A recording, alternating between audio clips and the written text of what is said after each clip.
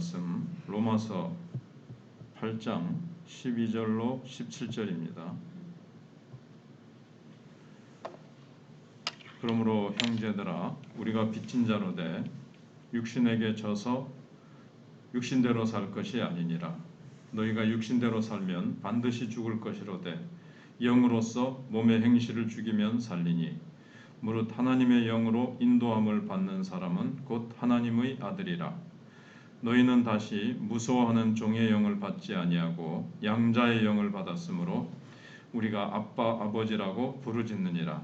성령이 친히 우리의 영과 더불어 우리가 하나님의 자녀인 것을 증언하시나니 자녀이면 또한 상속자 곧 하나님의 상속자요 그리스도와 함께한 상속자니 우리가 그와 함께 영광을 받기 위하여 고난도 함께 받아야 할 것이니라. 아멘. 오늘 본문의 내용은 성령의 사람은 성령으로 행한다, 이런 내용인데 오늘은 서론만 그렇게 생각을 해보겠습니다. 예수님을 믿은 이후에 우리가 이 땅에서 누리는 가장 큰 하나님의 축복이 무엇인가 하면 바로 성령께서 우리 안에 거하시는 축복입니다. 하나님이 내 안에 들어오셔서 나와 동거하시는 축복입니다. 이것을 좀 한자말로 하면, 신학적인 용어로 하면 성령의 내재하심이라 그러죠. 내 안에 계신다, 이제 이런 뜻이죠. 그래서 예수님을 구세주로 영접한 그 사람에게 성령께서 그 사람 마음속에 들어오셔서 영원히 떠나지 않으시고 그를 성전 삼으시고 거처를 삼으시고 계신다는 겁니다. 구약 시대에는 이런 일이 일어나지 않았습니다. 아브라함도 성령이 영원히 거하신 건 아니에요. 모세도 다윗도 성령의 내재하심의 축복은 받지 못했습니다. 왕이나 선지자나 그때 성령이 감동하셔서 그 중요한 일을 행하시고는 떠나시고 혹은 죄를 지으면 떠나시고 그러셨죠. 그런데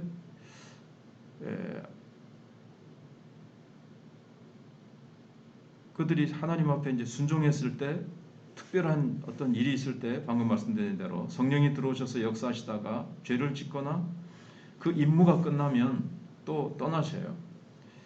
우리가 삼손 같은 경우에도 이게 죄 지었을 때 이제 성령이 떠나시죠.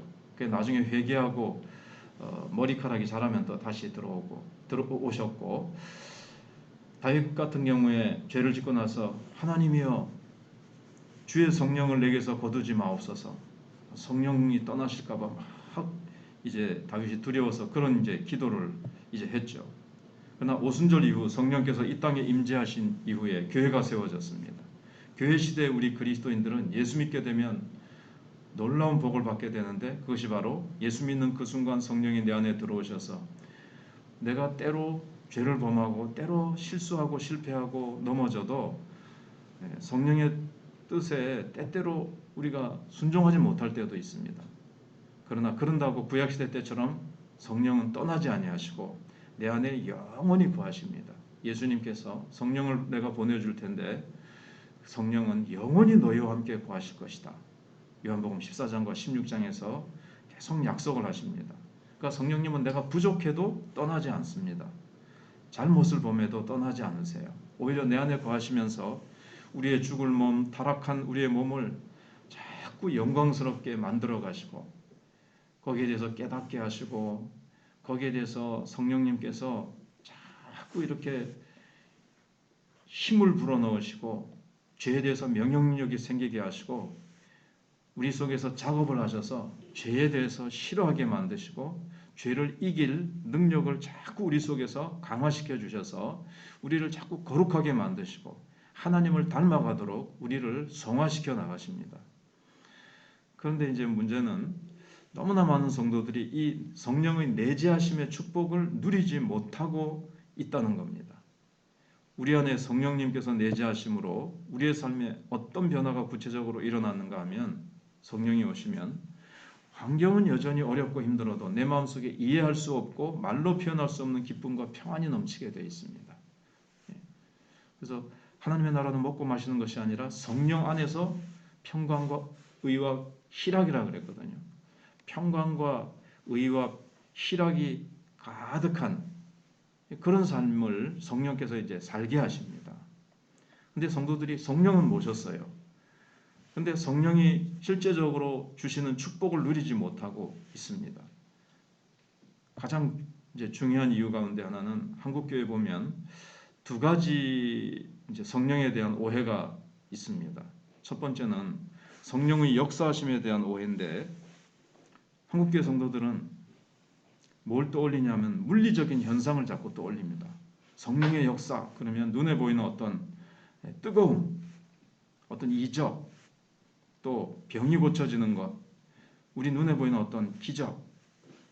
그래서 뭐 이빨이 어떻게 변하고 그러면 뭐 금가루가 예배드리는 쫙 앞에 막 내리고 뭐 그런 것들은 성령의 역사고 성령께서 그런 일들을 행하실 수 있죠. 근데 그런 것만 이제 성령의 역사라고 하고 근데 사실 성령은 영이시거든요. 그래서 눈에 보이지 않으세요. 그러니까 물리적으로 나타나지 않으실 때가 더 많다는 겁니다. 눈에 보이게 암덩어리가 떨어져 나가고 뭐 썩은 이빨이 금이빨로 변하고 이런 것보다도 우리의 성품이 변하고 죄인이었던 자가 회개하는 그런 눈에 보이지 않죠. 그런 역사가 더 놀랍다는 겁니다.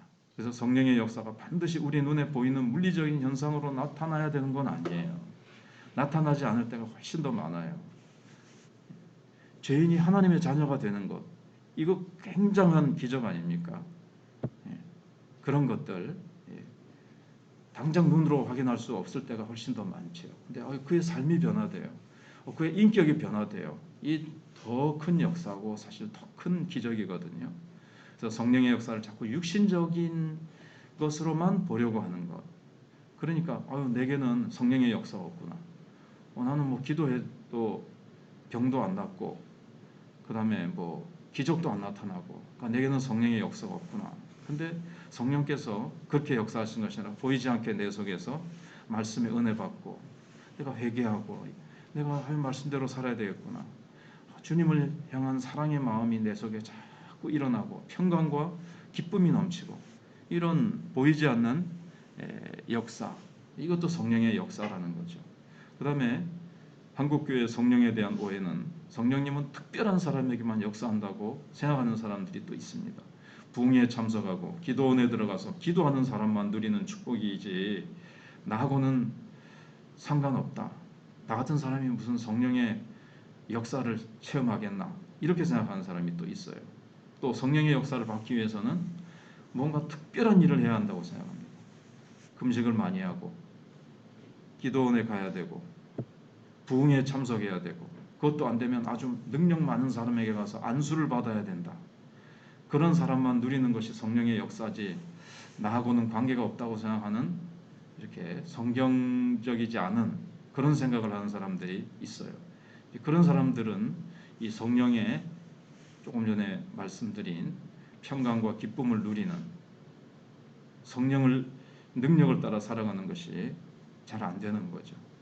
성령은 누구의 마음에 들어오십니까? 우리가 예수 그리스도를 믿는 그 순간 사실 물리적으로 내 눈으로 육체적으로 느끼지 않아도 성령 하나님은 내 안에 들어오셔서 내재하시는 것입니다. 성령은 모든 믿는 자들 안에 들어오셔서 일하시기 시작합니다.